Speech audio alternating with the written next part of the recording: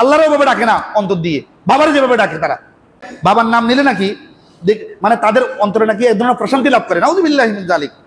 কিন্তু তারা কিন্তু ওই অমুক তৈয়ব শাহ, অমুক তৈয়ব শাহ নামে কিন্তু গজল, নাচ এবং তারা বিভিন্ন ধরনের মানে ওই যে আহ্বান সূচক, আহ্বানমূলক তারা বিভিন্ন ধরনের গজল, এ ধরনের নাত রসুল তারা পড়ে, তারা শান্তি পায়, নাউযুবিল্লাহি মিন যালিক।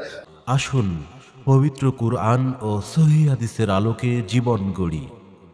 আয়েশা রাদিয়াল্লাহু তাআলা আনহা বলেন, আল্লাহ পাক রব্বুল আলামিনের নিকট সবচেয়ে যেই ভালোবাসেন সেটা হলো যে নেকামল প্রতিনিয়ত করা হয়।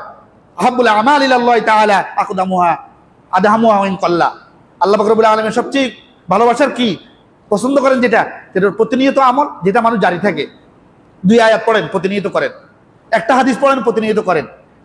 2টা টাকা সাদাকা করেন, প্রতিনিয়ত করেন। তাহলে কি করতে হবে আমাকে?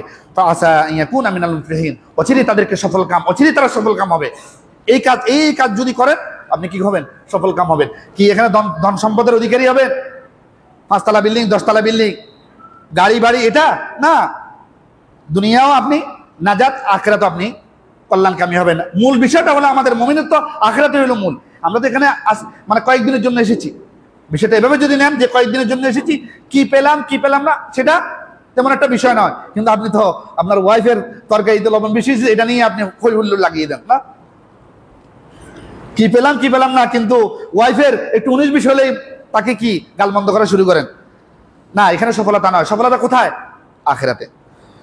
والذين إذا فعلوا فاحشة أو ظلموا أنفسهم ذكروا الله فاستغفروا لذنوبهم ومن يغفر الذنوب إلا الله ولم يصروا على ما فعلوا وهم يعلمون والذين إذا فعلوا فاحشة।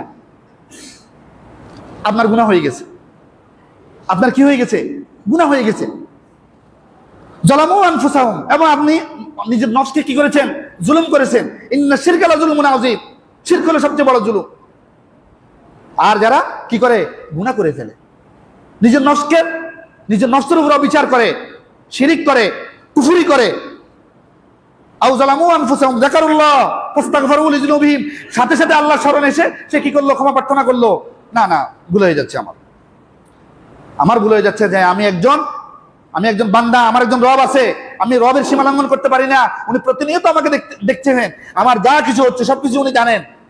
এই স্মরণ না, আমি কারো থেকে পালিয়ে বাঁচতে পারবো না, একমাত্র রব তো আমাকে সবকিছু দেখছেন, যেখানে থাকি না কেন, যেভাবে থাকি না কেন।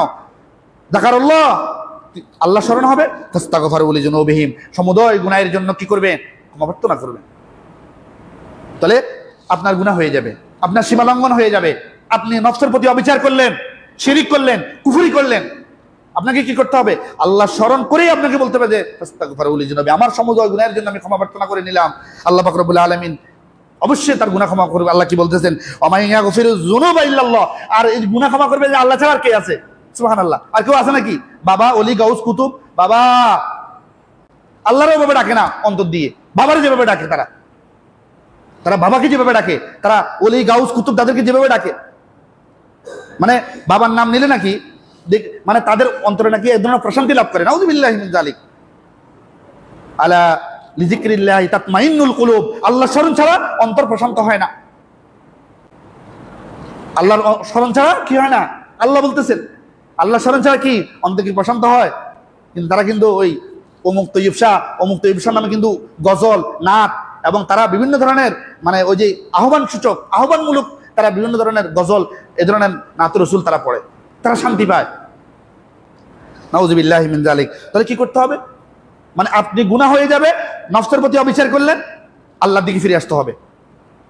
আল্লাহ বলতেছে যে আমি ছাড়া আর কেউ কি গুনাহ তো ক্ষমা করতে পারবে না। ওয়ালাম ইসিরু আলা মা ফাআলু ওয়া হুম ইয়ালামুন, যারা জেনে বুঝে পুনরায় আর কি করবে না? গুনাহ করবে না। আপনি যদি জেনে বুঝে আর পুনরায় গুনাহ না করেন, তাহলে আল্লাহ পাক রব্বুল আলামিন আপনার এই গুনাহ কি করে দিবেন? ক্ষমা করে দিবেন। সুবহানাল্লাহ।